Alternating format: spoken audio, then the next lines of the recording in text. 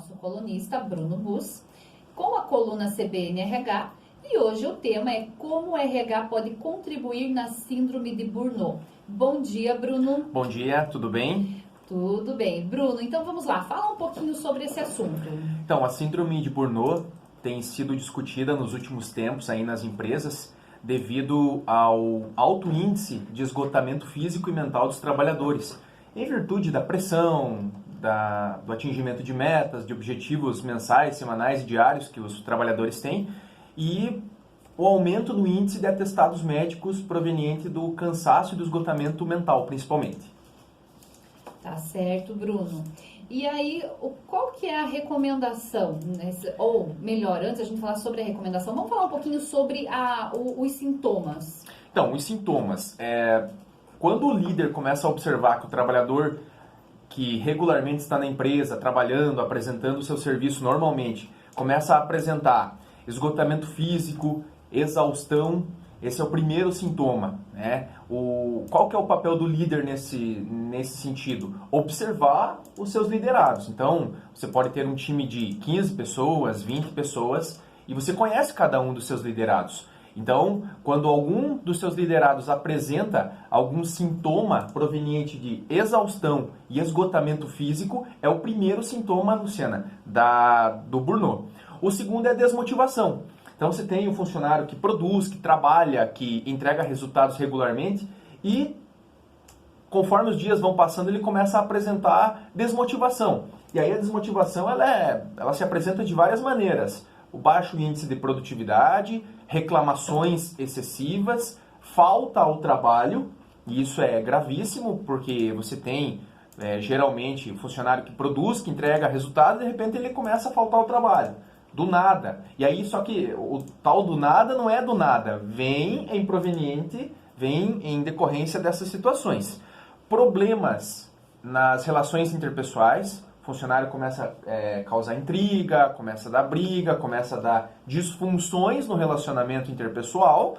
E a redução do desempenho, como consequência dos três primeiros, né? Então, nós temos fadiga, cansaço, esgotamento físico e mental, problemas no relacionamento interpessoal e redução do desempenho. Esses são alguns dos sintomas da síndrome de Burnout. Nós estamos recebendo o nosso colunista, Bruno Bus, que está falando sobre como a RH pode contribuir na prevenção da síndrome de Burnout. Então, existe uma importância de se discutir esse assunto dentro da empresa. Por incrível que pareça, Luciana, poucas empresas ainda discutem a síndrome de Burnout. E as empresas que menos discutem são as que mais têm índices desse mal dentro das organizações. Então é importante que as empresas comecem a difundir esse assunto nos quatro cantos, através de campanhas, palestras com profissionais qualificados na área. Para quê? Para que os funcionários fiquem sabendo que existe isso. Às vezes o próprio colaborador acorda cansado, tem um dia pesado, às vezes é um dia normal de trabalho, mas ele se apresenta com vários problemas e ele nem sabe que ele tem a síndrome de Burnout, porque nunca ninguém falou para ele. E eu ouso falar, Luciana, que é função do RH e da liderança das organizações buscar essas informações e trazer para os funcionários. Não é só cobrança, meta e resultado. Claro que sem isso a empresa não sobrevive, mas existe uma contrapartida da liderança da empresa em promover a informação para os colaboradores, sim. Bruno, e as empresas, elas têm ciência dessa síndrome? Elas desconhecem? Elas fazem vista grossa? O que acontece? Geralmente não. Então, o que acontece?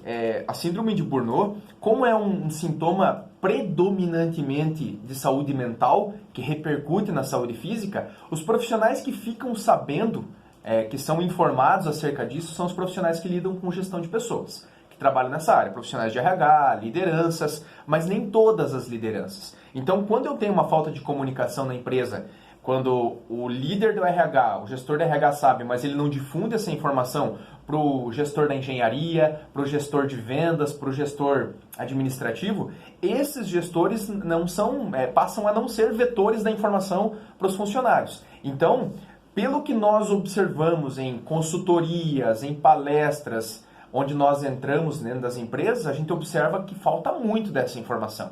Muitas vezes ainda, ao invés do setor de RH contribuir, há um julgamento. Ah, o funcionário era bom e agora está com preguiça. Ah, o funcionário era bom, agora não está trabalhando direito. Será que ele está com alguma outra proposta de trabalho? Às vezes não é nada disso. Às vezes é simplesmente a síndrome de Burnout que chegou naquela pessoa, acometeu aquele profissional e a empresa não cuida. Não estou falando em caráter generalizado, né? Tem empresas que cuidam muito bem desse setor, mas a grande maioria não cuida. Tem uma idade ou um tempo de serviço? Por exemplo, a pessoa está com 40 anos e ela já tem 15 de casa. Isso começa a afetar mais ou não? Não existe essa ligação? Não é uma obrigatoriedade, né? Nós temos profissionais de 40, 50, 60 anos que não são acometidos pelo mal da síndrome de Burnout. Existem pesquisas, Luciana, que apontam que profissionais entre 30 e 40 anos têm o maior índice. Por quê? Porque é a idade profissional onde já existe um nível de maturidade e o profissional é absolutamente cobrado.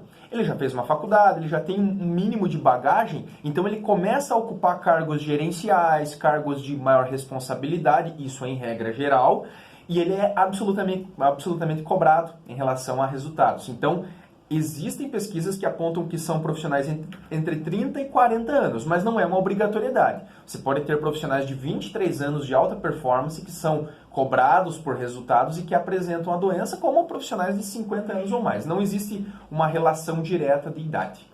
Em relação a homens e mulheres, a gente pode falar que quem apresenta mais a síndrome são homens, são mulheres? São mulheres. São mulheres em decorrência da natureza de alguns processos. A mulher ela tem maior responsabilidade em casa. Infelizmente, ainda hoje, a mulher ocupa maior número de funções no lar. E claro que isso cansa, isso esgota, e a mulher já vai para o trabalho um pouco esgotada, e é facinho de ela ser acometida pela síndrome de Burnout. Também não é uma obrigatoriedade, os homens também são surpreendidos com o mal da síndrome de Burnout, mas o maior índice, sem dúvida alguma, são das mulheres. E as pessoas, elas são afastadas quando elas detectam essa síndrome? Então, tem pessoas que sim e tem pessoas que não, Luciana. Por quê? Tem profissionais que não se entregam. Então, ele está cansado, ele está desmotivado, ele não consegue render aquilo que ele poderia render, mas dentro da cabeça dele ele fala assim, não, eu não vou pegar atestado e eu não vou procurar o médico porque isso é um problema meu e não da empresa. Em certo nível é maduro fazer isso, mas em outro aspecto não, porque ele está doente, ele está com um problema de saúde e ele muitas vezes não detecta isso, né? Então, tem profissionais realmente que procuram ajuda médica e outros não procuram.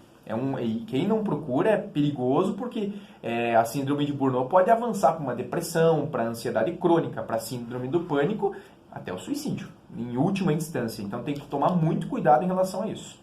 E a empresa, quando ela detecta isso nos funcionários, ela mesmo faz esse encaminhamento para um sistema de saúde? Seria o ideal que a empresa fizesse, mas conforme a gente já falou, existe uma deficiência muito grande no diagnóstico, na comunicação interna, na divulgação disso, dificilmente a empresa vai encaminhar. Existem casos que eu já vi que a empresa cuida disso, cuida desses aspectos de saúde mental do colaborador, mas em regra é o próprio funcionário que precisa protagonizar a procura, precisa buscar a solução do seu problema. E geralmente você percebe isso em empresas maiores ou em empresas pequenas também tem esse problema? Todos os níveis, todos os tamanhos de empresa. Empresas grandes, geralmente o mal a doença é acometida para a liderança. Por quê? Líderes intermediários que estão entre os funcionários e os donos da empresa, os presidentes, são muito cobrados por resultado e acaba avançando a síndrome de Burnout para essas pessoas. Essas pessoas acabam sendo mais acometidas. Mas não existe uma regra, Luciana, que diga assim, não, empresa grande, média ou pequena. Não, todos os níveis a síndrome de Burnout pode ser, os funcionários podem ser afetados por isso. Para você que está chegando agora, nós estamos conversando com o Bruno Bus, ele que está falando para nós sobre o coluna RH, né? Ele está trazendo a coluna RH e hoje o assunto é síndrome Burnout nas empresas. Bruno, e quais são as ações que o RH pode promover? De maneira macro, Luciana, a empresa em si precisa melhorar, as empresas no geral precisam melhorar o seu nível de comunicação entre a liderança e os colaboradores. E aí, quando a gente fala de comunicação, a gente abre um leque gigantesco, que é a comunicação de processo, a comunicação das atribuições, entre outras. Mas, falando em comunicação e síndrome de Burnout, a empresa pode promover palestras em épocas de CIPA, né, em épocas de CIPAT, que são aqueles eventos, as semanas para promoção da segurança no trabalho. A síndrome de Burnout entra nisso, porque a segurança no trabalho envolve a concentração do funcionário, principalmente em atividades perigosas, onde ele pode se mutilar, pode ter acidentes, né? E quando o funcionário está com síndrome de Burnout já estabelecida, ele perde muito o foco, já foi diagnosticado isso, ele não consegue focar no trabalho, isso é perigoso. Então, palestras, atividades de conscientização.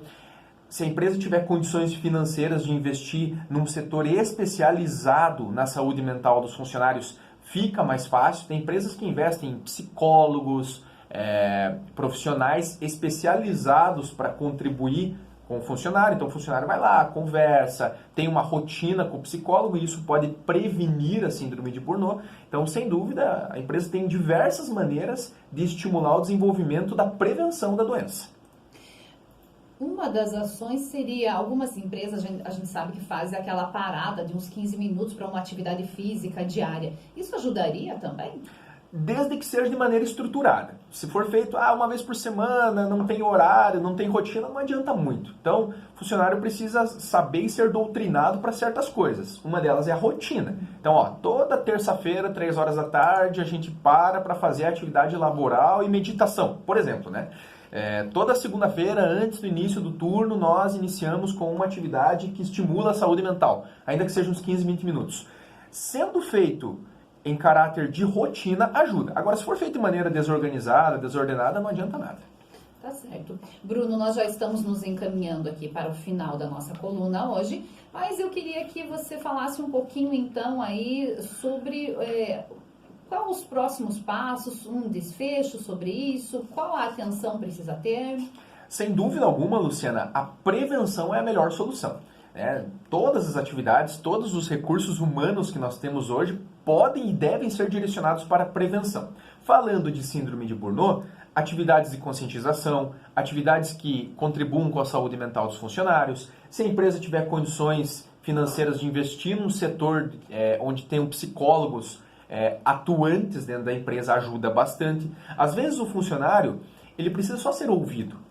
E isso falta muito, a tal da escutatória, né? O líder saber ouvir os funcionários. Às vezes aquela ideia pode ser implementada. Às vezes o funcionário que está lá no cantinho, trabalhando sozinho, quietinho, ele tem uma grande ideia que pode revolucionar a empresa. E, claro, quanto menos o funcionário é ouvido, querendo ou não, mais deprimido a gente vai ficando. Quem não quer ser ouvido, né? Qual pessoa que não quer que suas opiniões sejam implementadas dentro da organização? Então, atividades preventivas, né, ajudam bastante, e em caráter corretivo, a atenção voltada ao funcionário. O que está acontecendo? Por que ele não está produzindo da maneira que deveria, né? E alguns tratamentos também que valem ser citados. Então, a terapia com o psicólogo, atividades físicas regulares, né? Se o funcionário tiver tempo, condições de meia hora por dia fazer uma caminhada, uma corridinha, um pilates, alguma coisa que ajude ele, libera dopamina e a dopamina inibe o desenvolvimento do burnout. Sono de qualidade. Antigamente os profissionais falavam, profissional de alta performance é aquele que dorme pouco e produz muito. Negativo. Profissional de alta performance é aquele que tem horário para trabalhar e horário para descansar. E o sono, sem dúvida alguma, ele é restaurador. É primordial. Né? Eu mesmo já sofri muito, Luciana, por causa de falta de sono em decorrência do trabalho, e isso me prejudicou muito. Hoje eu não abro mão, na medida do possível, do meu descanso e da minha noite de sono. E alimentação saudável também. Então, terapia, né? Isso em caráter de tratamento já. Terapia, exercício físico, alimentação, sono, aquele combo básico que a gente ouve muito nos telejornais, mas que muitas vezes a gente não acaba aplicando, tá bom? Que é tão difícil aplicar. Difícil, mas se a pessoa estabelecer uma rotina na vida dela, ela consegue. Consegue. Tá bom, Luciana? Muito obrigado. Eu que agradeço, Bruno. Até a próxima segunda-feira. Saúde, paz e prosperidade aos nossos ouvintes. Fiquem com Deus. Vamos para um rápido intervalo.